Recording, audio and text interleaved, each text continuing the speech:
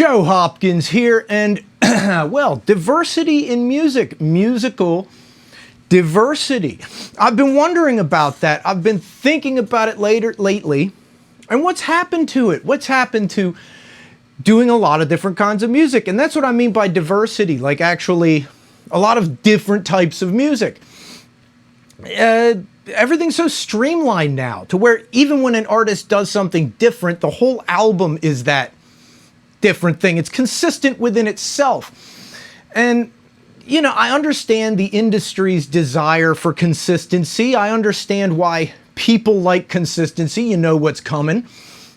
But I really miss bands like Queen and Heart and Led Zeppelin and the Beatles and the Rolling Stones and a lot of the biggest bands out there where a lot of times you didn't know what was coming next.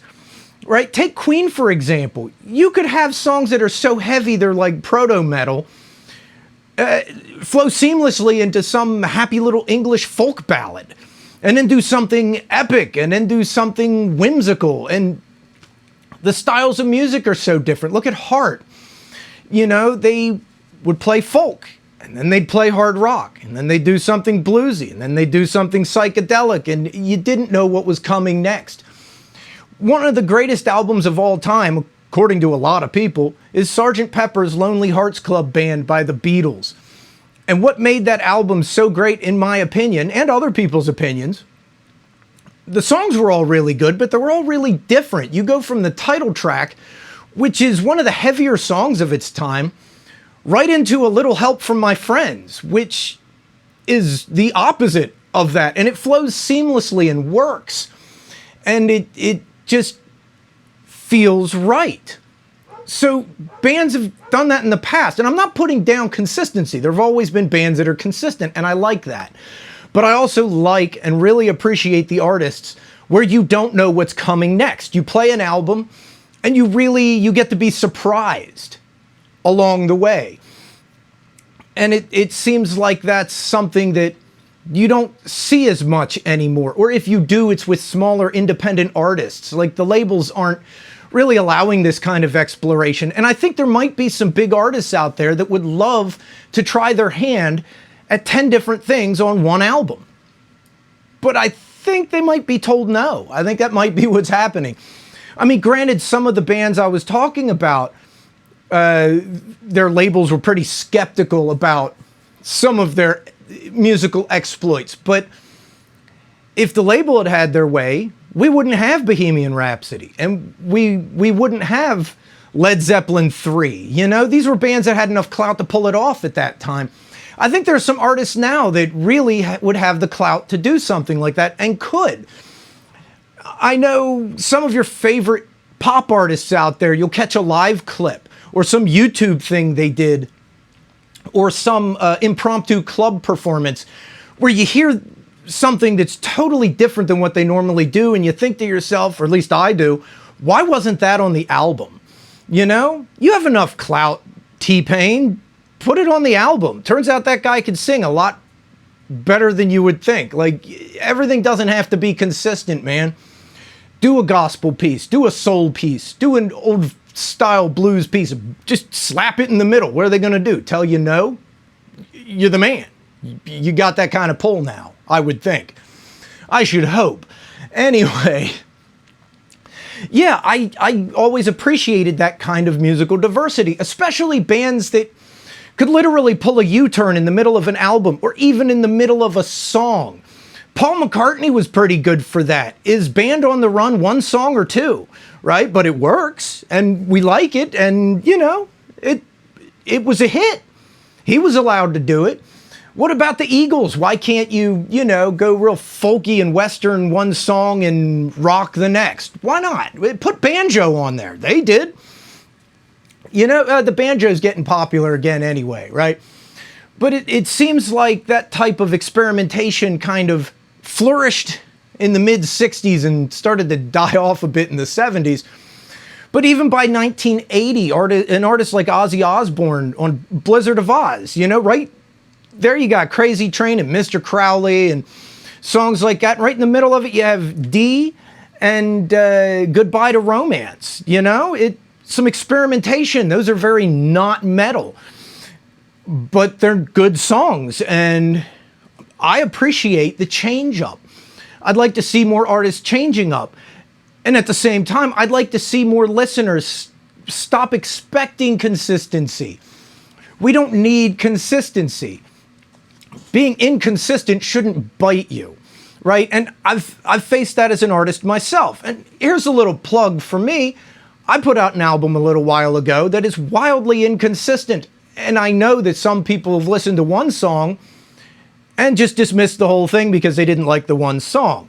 If you did that with Queen, maybe you hear Love of My Life and you're like, well, I'm really like heavier stuff. If you don't listen on, you won't get to hear Tie Your Mother Down, right? Or Stone Cold Crazy. That's the one I was thinking of, which are really great, heavy songs, you know?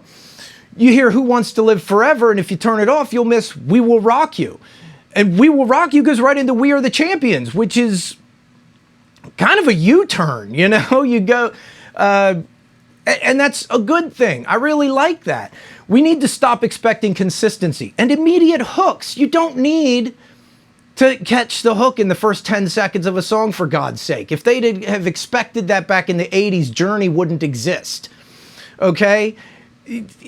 Nobody nowadays would listen to a song for 3 minutes before they get to the hook, but Journey did that pretty often. The hook isn't right away. You got to listen for a while. You know, don't stop believing, but you better believe the hook is coming eventually, and it is, and you'd miss the really good part. Attention spans have to be a little bit longer, and you have to listen to more than one song to see if you like something, to really appreciate it. You got to give something a chance. I mean, Stairway to Heaven wouldn't be Stairway to Heaven if the epic part started at the beginning. So sometimes we as the listeners have to allow for more and not expect consistency, right? And I do appreciate artists that branch out. Billie Eilish, I love, was it Happier Than Ever? She like went in a different direction. But it'd be nice if the whole album weren't, you know, that same different direction. I'm not putting her down. I like the album, and a lot of people do that. I understand. Sometimes you sit down, you do an album, and it's that album, and the next album is its own thing. But I really do like artists where each song is its own thing, and it still works. I like that. I like albums like that. Totally inconsistent. And yeah, and you do have bands that were consistently inconsistent, like Queen.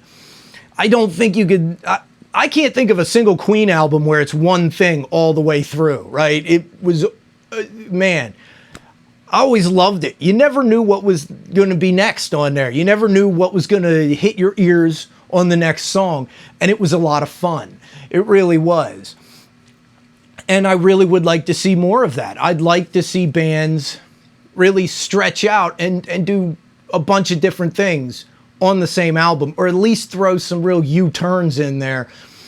It'd be nice. And some people do that, and I appreciate it. For all you guys that like to throw a U-turn in the middle of an album, that's wonderful. Another really good thing about being inconsistent, and if I'm sweating a bunch, it's because it's hot and my air conditioner ain't really keeping up. Another good thing for artists, just for you artists out there, good thing about being inconsistent is it can help you later, right? I went to see Kix recently. I love Kix, great band, very consistent. And I got what I expected. That was great. I got Kix, that's great. The other year I went to see Robert Plant and Alison Krauss. And Robert Plant is able to do things very differently. He was inconsistent enough in his career that it doesn't seem awkward for him to be on stage with Alison Krauss. In fact, they won some Grammys with their first album together. And it was really cool. And when he covered a couple Zeppelin songs, he did it in a real folky, bluegrassy kind of way. And it's not surprising because he did that with Led Zeppelin, right? They did folky stuff. And then he did trippy stuff, and he did a lot of that Far Eastern sounding stuff, and he did country, and he's done rock and blues and a little bit of everything, and that inconsistency has enabled him to age as an artist without feeling like a nostalgia act. When I saw Kix, that's a nostalgia act. There's nothing wrong with that. But when I saw Robert Plant, it felt fresh. And it's owed to that inconsistency throughout his career that he can still feel fresh this far along, because he's not stuck doing what he was doing 30, 40 years ago. And you know, if you're really consistent, you're stuck with that. That's your career. It's hard to make a U-turn after a certain point. Whereas if you're inconsistent early on, nobody expects you to be consistent later. You know, so that's the way I feel. And it's fun as an artist to be inconsistent. I had a lot of fun making my album because I wasn't trying to make it consistent. I could do different things. Each song is its own thing, and you know, hey, there's something in there for everybody too. Another good thing, somebody who doesn't like one song might like one or two of your other ones, right? There's a little bit for everybody. And then you'll always have fans like Led Zeppelin fans where we like all their stuff. But then you have the people that prefer certain songs off of particular albums.